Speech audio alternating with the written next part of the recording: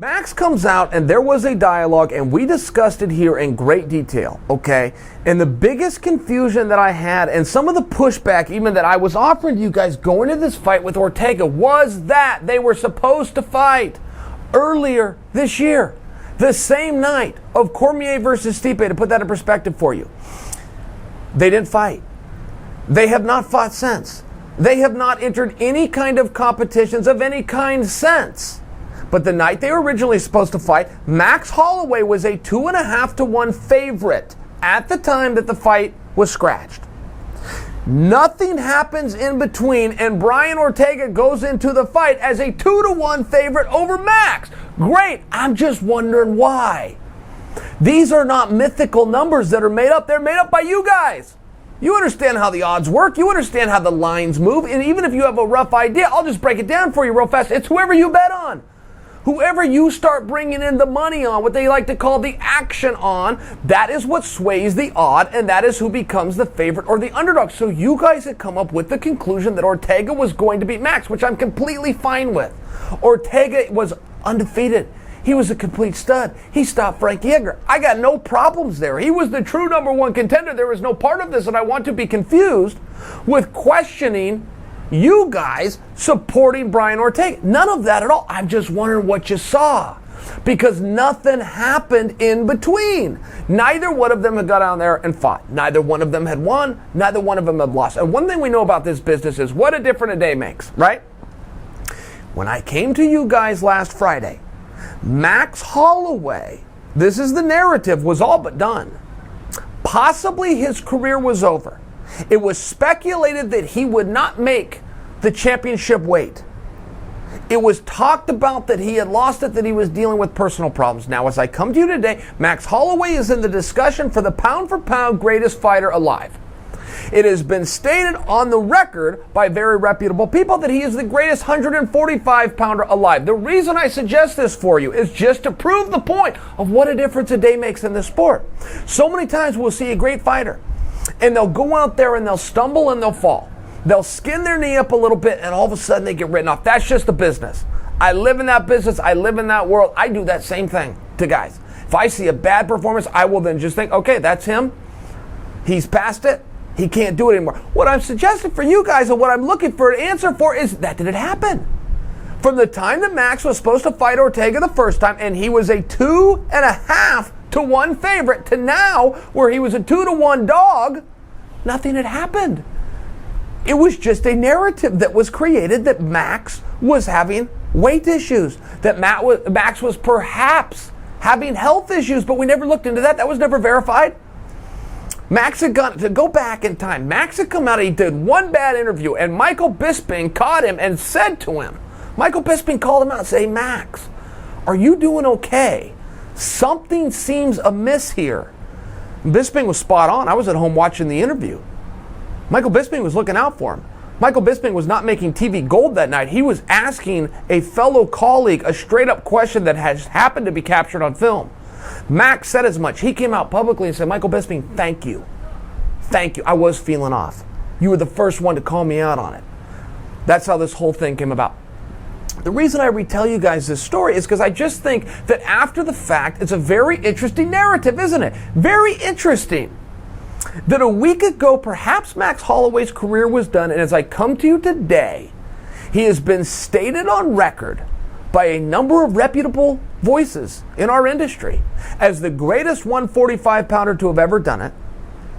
And he sits here today as a current pound-for-pound potential great. And I just think that that's very interesting because when you look at that fight, there is no part of Brian Ortega's performance where his stock does not go up.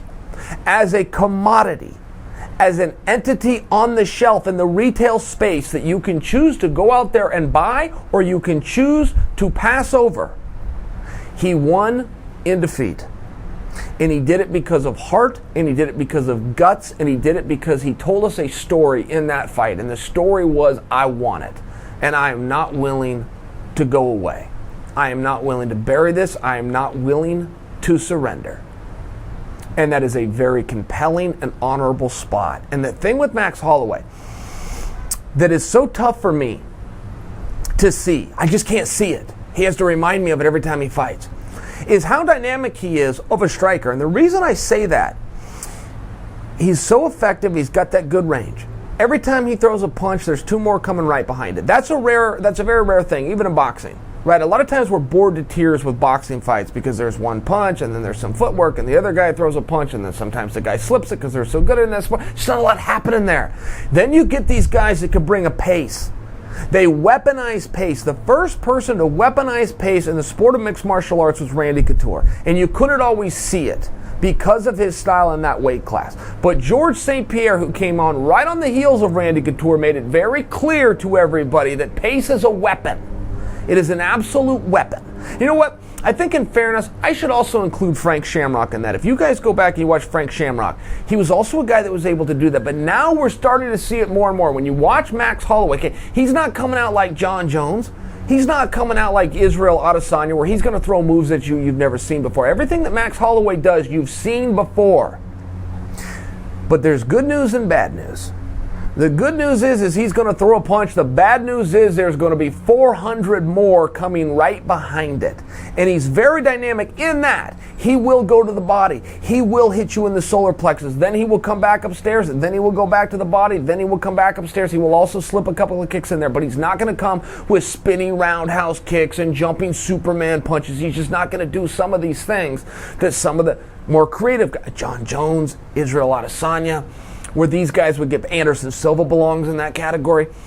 He's going to hit you with things that you've seen before. He's just not going to stop doing it. And whenever you're breaking down anybody against Max, the very first thing you have to decide as a bettor, and we're talking about odds here, the very first thing you have to ask yourself is, can that guy keep up? Can he hold up? If worse comes to worse and we got to be out there for all 25 minutes, can the opponent that you're choosing to bet your money on hold up? And you don't have to ask that with every fighter. It's a very rare commodity, but it's a very intimidating one. This is what champions are made out of. This is something very special. The skills of Max come in second. They come in second to that heart. They come in second to that ability to compete. When he's out there trading punches with Ortega, Ortega was taking him, Ortega was slipping, Ortega was throwing him back, and he was landing. Max got a good chin. But then became the grappling aspect. Ortega did drag him down to the mat a couple of times, and you saw Max, very basic defense, straight arm, pushing the head down, getting his hips away, working his way back up to his feet, scrambling, keeping that momentum going, never getting taken down and then going, okay, here's where the fight is. No concessions by Max. Bell to bell, focused, recomposed, new round, rinse and repeat. And it was something very special. I saw what other people saw. I also saw one of the great 145-pounders of all time. I also saw one of the current pound-for-pound most skilled guys in the business today. I did see that. I just think it's also important to tell the other side of it, right? Because we did have a narrative dating back as recently as 9 a.m. Eastern Time last Friday when the weigh-ins opened, and going on until 11 a.m. Eastern Time last Friday when the weigh-ins closed, which was, can Max be a 145-pounder? Is he living the lifestyle? Is he disciplined enough? Has he grown too much? Has he matured too much? Can he stay in that weight class? And the reason I bring that up is because now there's talk, even after this fight, that Max should leave the weight class. I got no problem with that. I love parity. I love guys that can move around. I do want to offer you guys, though, that this is Max's choice. And for some guys, I don't think it is a choice. Excuse me. For some guys, I don't think it is a choice. I will offer you Yoel Romero by example. I do not believe that it should be a choice for Yoel Romero to get a contract, sign a bout agreement, and return to 185 pounds because he has failed twice in a row. One time stumbling from the scale. Max hasn't missed weight. That is a false narrative. Max did not miss weight against Khabib Nurmagomedov. The commission stepped in and stopped him. Said, hey, we don't like the way you're looking right now. I think that's very fair. I think that we should listen to that, but it is not true to say that he got on the scale and he missed weight. There was also talk that he had missed weight against Ortega the first time. That is factually incorrect. The fight was canceled. I believe it was 2 days before the weigh-ins even happened. If it was a little shorter time than that, I am still right in assessing for you. It was not between 9 and 11 a.m.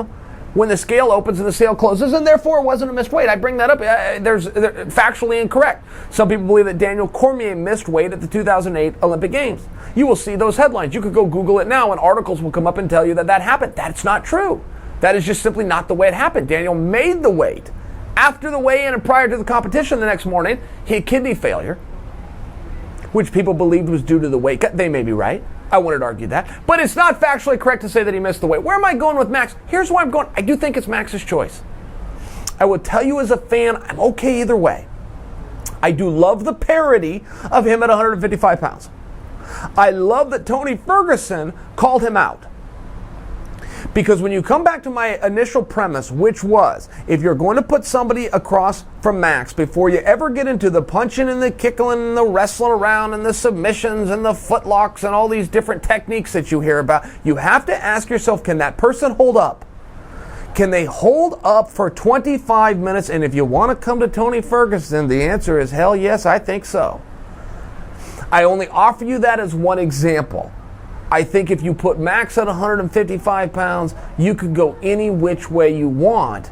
You've got a whole lot better and bigger matches, and I think that Max's life becomes a lot more comfortable, and I think he gets a little bit more attention, and according to Dana White himself, he's going to make more money than whatever is next for him at 145 pounds. 145 pounds outside of the usual suspects, right? With Brian Ortega out, unless you slip a Frankie Edgar in there, I don't know off the top of my head who to offer for you to stand across from Max. And not that there's not some talented fighters. I'm talking about big fights. I'm talking about fights where you hear the names, you read the announcements, you stop what you're doing and go, oh my goodness, those guys are going to fight. Wow. I don't know that I could offer you at 145 pounds. So I think that Max needs to look at those options. But whatever Max chooses to do, because don't forget, if he wants to go after the bigger money, if he wants to go after the higher attention, if he wants to give a guy like me what I want, which is some parity, and put him in there with some of those top 55 pounders, he's going to have to relinquish a world championship that he earned, that he worked his life for, that he fought and defended, that he had the ups and the downs and the adversity and persevered, which is why I will offer to you, we have to make this Max's choice. Max has not taken himself out. He has not been eliminated. He has not forfeited the right to continue to compete at 145 pounds. He, in fact, has done just the opposite. Max Holloway has proven he can do this successfully, he can recover in enough time, and he can be the king of the mountain at 145 pounds. Don't lose sight of that. If there are other opportunities, and Max wants to sit down and listen to them, and we can all sit back and prosper from the enjoyment of them, we're having two different conversations.